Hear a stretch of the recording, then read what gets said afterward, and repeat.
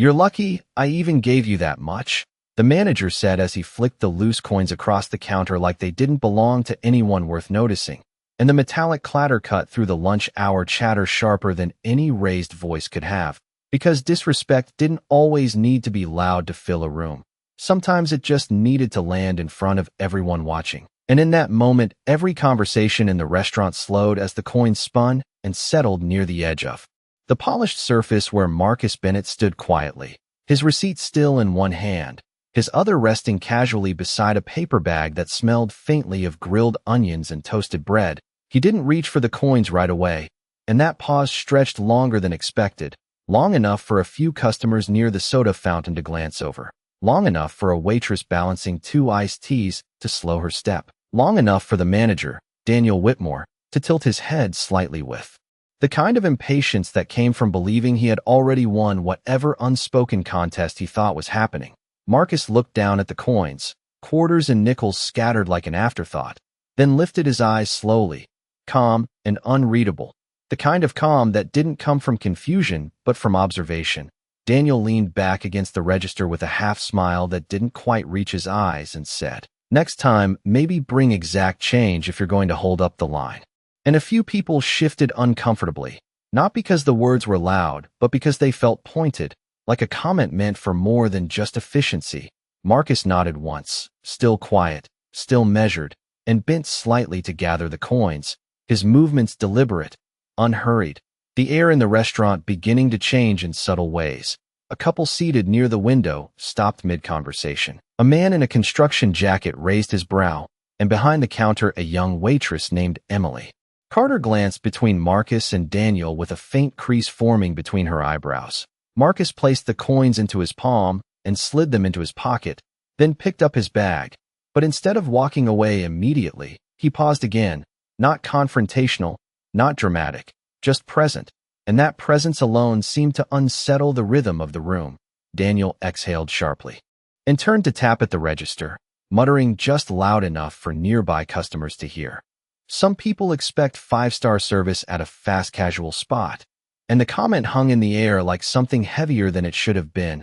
Marcus finally turned, stepping toward the pickup counter where orders were called out over the hum of conversation. But even as he moved, a few eyes followed him, not because he had said anything, but because he hadn't, because there was something unusual about. Someone who didn't react the way the moment seemed to demand, something deliberate about the silence. Something steady about the way he carried himself as though the room wasn't closing in but opening up, and Emily, still holding the tray in her hands, watched him carefully, her instincts telling her that this wasn't just another awkward exchange, that something about the quiet man collecting his change like it mattered, something about the coins still faintly echoing in the background noise, meant that the moment hadn't ended at all, it had only just begun. Marcus Bennett moved toward the pickup counter with the same quiet steadiness that had unsettled the room moments earlier, his paper bag resting lightly in his hand while the faint smell of fresh fries drifted through the air. And although the lunch rush continued, something about the atmosphere had shifted.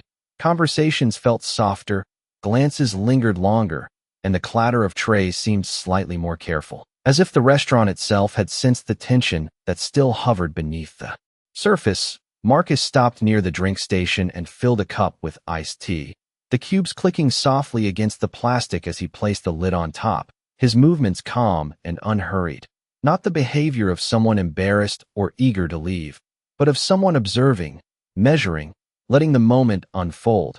Behind the counter, Emily Carter set down her tray and leaned slightly toward another employee, her voice low but concerned. "Did you see that?" she whispered, and the other worker shrugged, with a nervous glance toward Daniel Whitmore, who was already ringing up another customer. His posture relaxed, but his eyes occasionally flicking toward Marcus, as if expecting some reaction that never came. Marcus found a small table near the window where sunlight stretched across the polished floor. He set down his drink, unfolded the top of the paper bag, and took out his sandwich, the paper crinkling softly as he placed it on the tray. And even that simple motion drew attention, not because it was unusual, but because it was deliberate, like he was not simply eating lunch but staying for a reason. Daniel wiped the counter with a quick motion and called out another order number, his tone sharp, efficient, but the slight tightness in his jaw betrayed something else, perhaps irritation, perhaps curiosity. He glanced again at Marcus and said to the customer in front of him, "Some people just like to make a point," his voice low but audible enough for those nearby to hear. Marcus did not look up. He simply took a sip of his iced tea, calm as ever, and outside the window a delivery truck rolled slowly past, the reflection sliding across the glass and briefly catching his face. Emily stepped toward the dining area with a small stack of napkins, pretending to tidy nearby tables. Her eyes occasionally drifting toward Marcus, she studied the way he sat. Straight but relaxed, composed in a way that felt intentional. And something about that composure made her uneasy, not in fear, but in recognition, as if she had seen that kind of confidence before, a quiet assurance that did not demand attention yet commanded it anyway. Marcus reached into his jacket pocket and pulled out his phone, not hurriedly, not dramatically, just a simple gesture. He unlocked the screen and glanced at it for a moment before typing a short message, his thumb moving. Slowly, thoughtfully. Then he placed the phone face down beside his tray. Daniel noticed the movement and leaned slightly forward, his expression tightening just enough to reveal that he was paying closer attention now. And around them the lunch crowd continued. But the earlier clatter of coins seemed to linger in memory, like a moment that had not finished speaking, and Marcus Bennett sat quietly at his table, eating his lunch, calm and patient, as though time itself had shifted to match his pace. And the restaurant, still unaware of what was quietly unfolding, continued its routine, not realizing that the silence at table 7 was not retreat, it was preparation. The restaurant continued its steady rhythm, but the tension that had settled near table 7 refused to dissolve. Marcus Bennett sat calmly finishing his meal, while sunlight shifted slightly across the floor, and across the counter Daniel Whitmore wiped his hands on a folded towel before stepping away from the register, his gaze drifting again toward Marcus with a subtle impatience that had begun to replace his earlier confidence. He walked out from behind the counter and moved slowly through the dining area pretending to check tables. But his attention never fully left Marcus, and when he reached a nearby trash station he paused, watching Marcus fold the sandwich wrapper neatly and slide it back into the bag, the motion precise and measured. Daniel tilted his head and spoke just loud enough for Marcus and a few nearby customers to hear. Most people grab their food and go during lunch hour. His tone casual but edged with suggestion. Marcus looked up calmly and offered a polite nod without responding. His silence seemed to frustrate Daniel more than any argument could have. Emily Carter noticed the exchange from the drink station, her fingers tightening slightly around a stack of lids as she observed the shift in Daniel's posture. He crossed his arms loosely and added, "We get pretty busy here, so we try to keep tables open for customers." The comment hung in the air as if it needed no explanation. Marcus glanced around briefly, several tables still empty, the dining area far from full, and then he returned his attention to his drink, taking another slow sip. Daniel exhaled through his nose and forced a small smile. "Just saying," he muttered, before turning slightly. But he did not walk away. Instead, he lingered nearby, and a man seated at the adjacent table looked up from his laptop. Sensing the awkwardness building, Marcus finished his drink and placed the cup neatly beside the tray, then reached again for his phone, his movements calm, deliberate. He glanced at the screen briefly, typed another short message, and set it down again. Daniel noticed this and shifted his weight, curiosity now replacing irritation.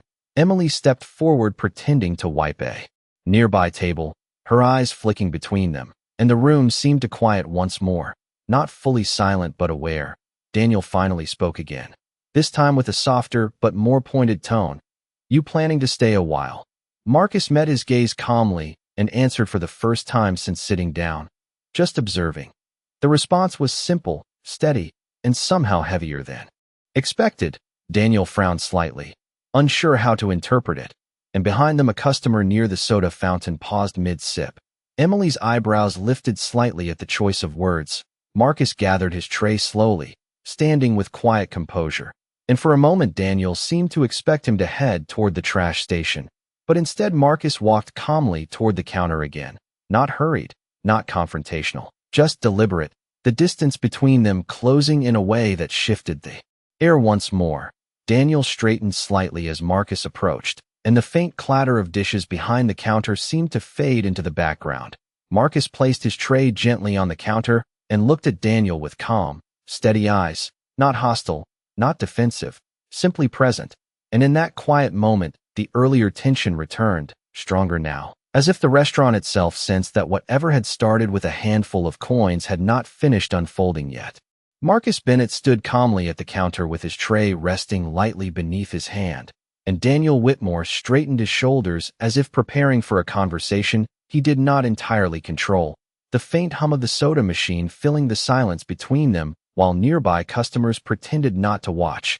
Marcus slid his tray forward slightly and said in a steady tone, "Where would you like me to leave this?" The question was simple, respectful, but the composure behind it seemed to unsettle Daniel more than confrontation would have. Daniel gestured vaguely toward the trash station and replied, "Right over there," then added after a brief pause, "Next time just clear it when you are done." Marcus nodded once, lifted the tray, and moved toward the trash station with measured steps. Emily Carter watched closely from behind the counter, her attention sharpening as Marcus emptied the contents carefully and returned the tray to the stack, his movements deliberate and composed. Not rushed, not defensive, simply calm.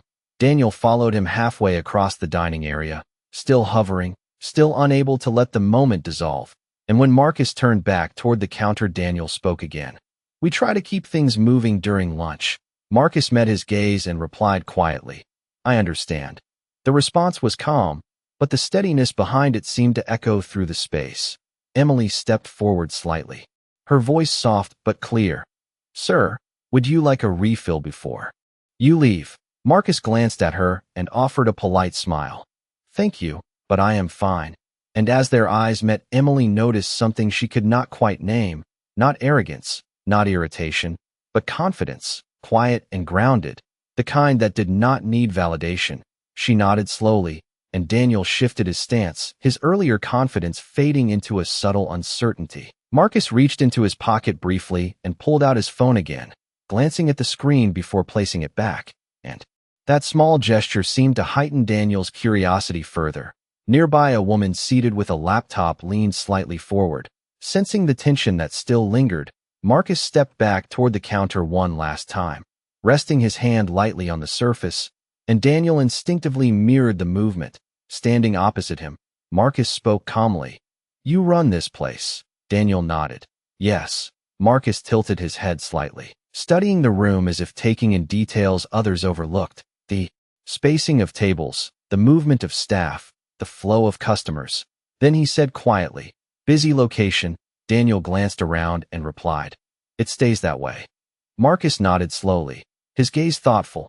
Emily noticed the exchange and felt a faint shift in the air, as though something unspoken was unfolding.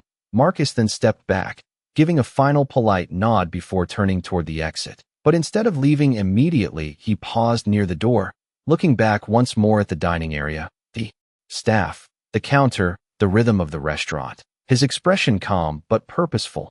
And in that moment, Emily felt certain that he was not simply a customer finishing lunch. He was observing, memorizing, and preparing, while Daniel watched him from behind the counter, uncertain why the quiet departure of one man felt heavier than the rush of the entire lunch crowd. And as Marcus Bennett pushed the door open and stepped into the afternoon sunlight, the faint chime echoed behind him, leaving the restaurant unaware that the quiet presence they had just dismissed had not ended anything at all. It had only moved the story forward. The afternoon sunlight stretched across the parking lot as Marcus Bennett stepped outside, the warm air carrying the faint scent of grilled meat and asphalt, and he paused near the curb, not in hesitation but in reflection, his gaze moving calmly across the building he had just left, the familiar red and black signage mounted above the entrance, the steady flow of customers coming and going, the rhythm of business continuing without awareness of the shift that had already begun. He reached into his pocket and pulled out his phone once more, his expression composed as he unlocked the screen and dialed a number. The call connected almost instantly. "It is done," he said quietly, his voice calm and measured. And on the other end a voice responded professionally, confirming the paperwork had been finalized just minutes earlier. Marcus listened without interruption, his eyes still on the restaurant. and after a brief pause he replied, "I will be back shortly," then ended the call and slipped the phone back into his pocket. A delivery van rolled past slowly, and for a moment the reflection of the building shimmered across its side panel. Marcus took a slow breath, the kind that marked the closing of one moment and the beginning of another, and as he stepped toward the sidewalk he paused. Again, memories surfacing quietly. Years earlier he had stood outside another restaurant in a different city, younger, hopeful, dressed in a simple jacket, only to be told the dining area was reserved for others. He remembered the polite smile he had forced, the quiet departure, the promise he had made to himself that respect would never again depend on assumptions. That memory faded as he returned to the present, his posture steady, his pace unhurried. Inside the restaurant, Emily Carter cleared a table near the window. Her thoughts lingering on the calm customer who had just left, she glanced toward the door, sensing something unfinished. Daniel Whitmore returned to the register, ringing up orders with practiced efficiency, yet his gaze drifted toward the entrance more than once, a subtle restlessness settling in his movements. He wiped the counter again, though it was already clean, and muttered something under his breath about lunch crowds, unaware that across the parking lot Marcus had stopped near a dark gray sedan. He opened the door slowly and retrieved a slim folder from the passenger seat, the documents inside crisp and newly signed. He closed the door and leaned briefly against the car, the sunlight catching the edge of the folder, and then he looked back at the restaurant once more, calm and composed, as if measuring time itself. After a moment he straightened and began walking back toward the entrance, his steps steady, deliberate, and as the door opened again with the soft chime echoing through the dining area, Emily looked up instinctively, her eyes widening slightly as Marcus Bennett stepped back inside, the same quiet presence returning, but this time carrying something unseen, something heavier than before, and Daniel Whitmore glanced toward the door, his expression tightening as he recognized the man he had just watched leave, unaware that the calm return was not coincidence. It was the beginning of the moment that would change everything. Marcus Bennett stepped fully into the restaurant again, the soft chime above the door echoing through the dining area, and this time his presence carried a quiet certainty that seemed to ripple subtly through the room. Emily Carter paused mid-step with a stack of napkins in her hand, her eyes following him as he walked calmly past the drink station, his movements unhurried, deliberate, and Daniel Whitmore straightened behind the counter, his expression tightening slightly as he recognized the return. "Back again," Daniel said with a faint edge in his voice. Marcus nodded politely. "Yes," he replied simply, and the calmness in his tone seemed to stretch the moment longer than expected. Daniel leaned one hand against the counter. "Did you forget something?" Marcus glanced briefly around the restaurant, his eyes moving across the tables, the staff, the flow of customers, and then he answered, "You could say that." The response was measured, neutral, yet it seemed to pull attention from nearby customers who sensed the subtle tension building once more. Emily stepped closer to the counter, pretending to arrange straws, her curiosity growing. Marcus placed the slim folder gently on the counter, not dramatically, just with quiet intention, the soft sound of paper against the polished surface barely audible, yet somehow heavier than the clatter of dishes around them. Daniel looked down at the folder, then back at Marcus. "What is that?" he asked. Marcus rested his hand lightly beside it. "Something important," he replied calmly. Daniel gave a small dismissive shrug. "If it is a complaint you can call corporate. That is the process." Marcus tilted his head slightly, his expression still composed. "I am aware of the process," he said quietly, and Emily felt the shift in tone immediately. Not confrontational, not aggressive, just controlled, and that control seemed to unsettle Daniel further. Marcus opened the folder slowly, revealing neatly organized documents inside, the sunlight from the window catching the edges of the pages. Daniel glanced down briefly, not fully reading, just noticing the formal layout, the letterhead, the signatures. Marcus spoke again, his voice steady. "I wanted to speak with whoever is in charge here." Daniel straightened slightly. "That would be me." Marcus nodded once, acknowledging, and then he slid one page forward gently across the counter, not forcefully, just enough for Daniel to see the top line. Daniel's eyes flickered down, his expression shifting subtly, confusion replacing confidence. He leaned closer, scanning the heading. While Emily's curiosity sharpened further, she glanced toward the document, but could not fully read it from her angle. The surrounding noise of the restaurant seemed to fade as Daniel read silently, his brow tightening slightly. Marcus remained still, calm, patient, allowing the moment to unfold at its own pace. Daniel looked up briefly, then back down at the page, as if confirming what he thought he saw, the tension building quietly, not loud, not dramatic, just steady, like a tide rising beneath the surface. Marcus Bennett stood composed across the counter, his presence grounded and unwavering, while the restaurant continued moving around them, unaware that the calm conversation unfolding at the front counter was seconds away from changing everything. Daniel Whitmore's eyes moved slowly across the document, his expression shifting from mild curiosity to quiet confusion, and then to something closer to disbelief, the faint hum of the restaurant fading into the background as he scanned the official letterhead, the legal language, the signatures placed neatly at the bottom. He blinked once, then again, as if expecting the words to rearrange themselves into something more familiar. Marcus Bennett stood calmly across from him, his hands resting lightly on the counter, his posture relaxed yet grounded, giving Daniel the space to read. Emily Carter leaned slightly closer from the side, trying to catch a glimpse of the page, her curiosity now impossible to hide.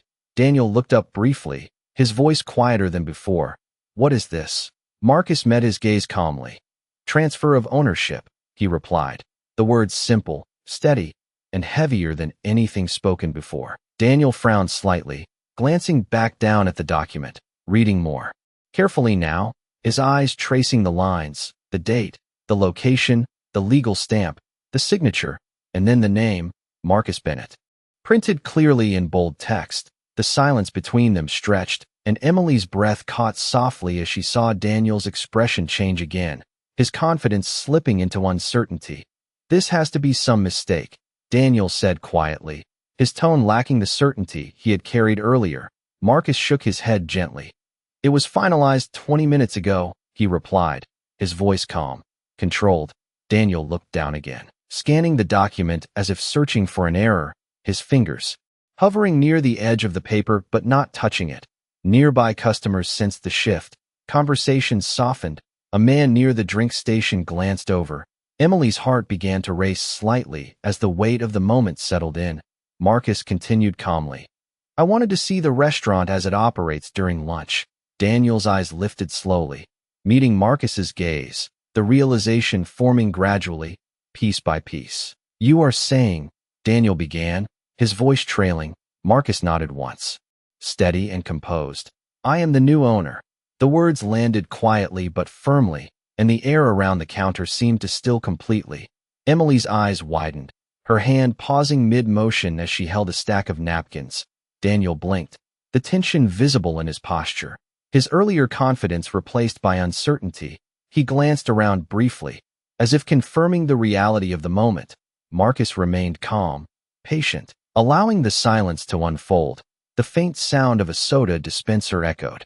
In the background, a chair scraped lightly against the floor, and then Daniel looked back at the document, reading the name again, the date, the signature, Marcus Bennett, the same man who had stood quietly collecting coins minutes earlier. The realization settled fully now, and Daniel straightened slowly, his expression tightening as the shift in power became undeniable. Marcus spoke again, his voice steady.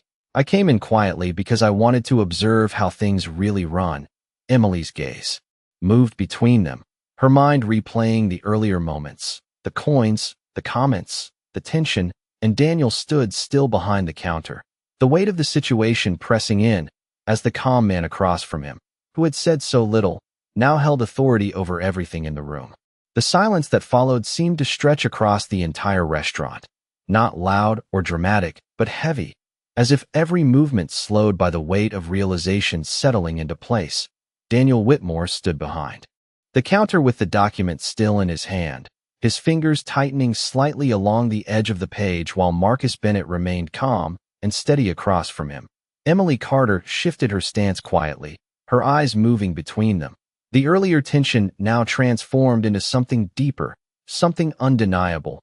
Daniel cleared his throat softly, attempting to regain control of his voice. I was not informed about any ownership change, he said carefully.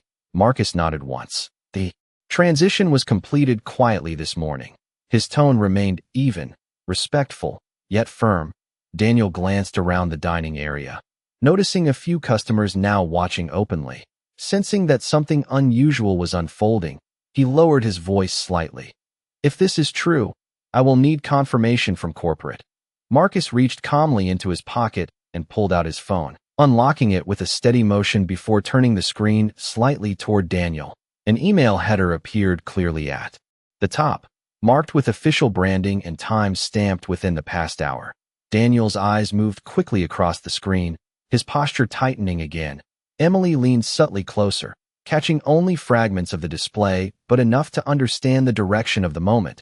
Marcus lowered the phone gently, placing it beside the folder. You will receive the same notice shortly, he said calmly. As if confirming what Daniel already feared, the faint sound of the kitchen door swinging open echoed behind them. But neither man moved, the tension holding the space still. Daniel placed the document back onto the counter slowly, his earlier confidence now replaced by careful restraint. Marcus continued quietly. I came in today to observe how customers are treated, especially during peak hours. Emily's mind replayed the earlier moments again.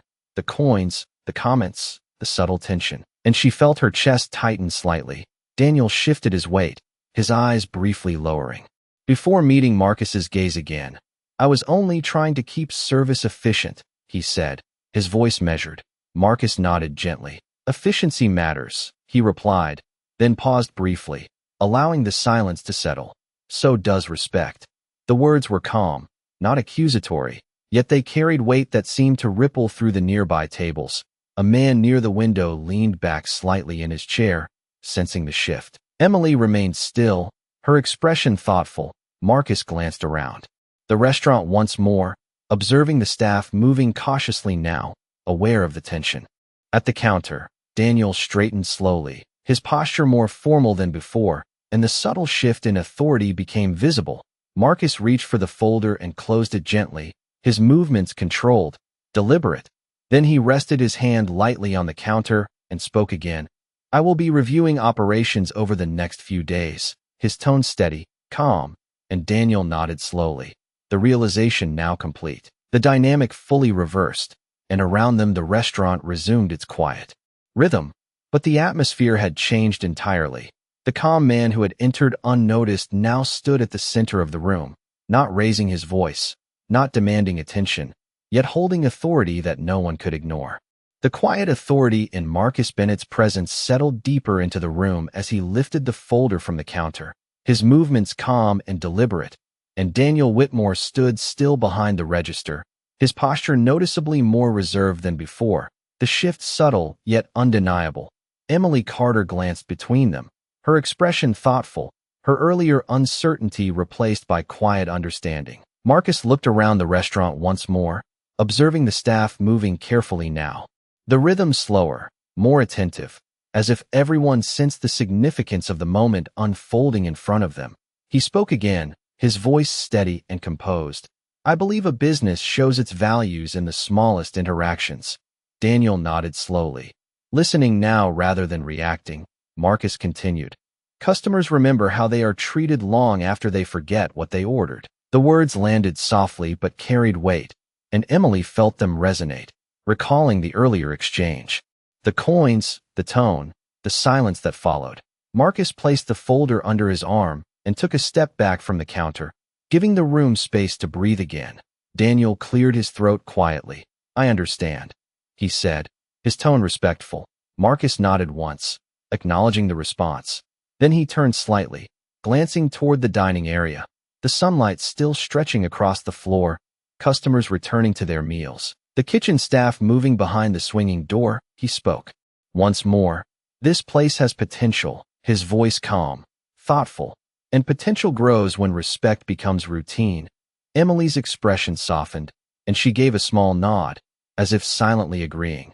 Marcus then stepped toward the entrance, his pace steady, the same quiet confidence he had carried from the beginning.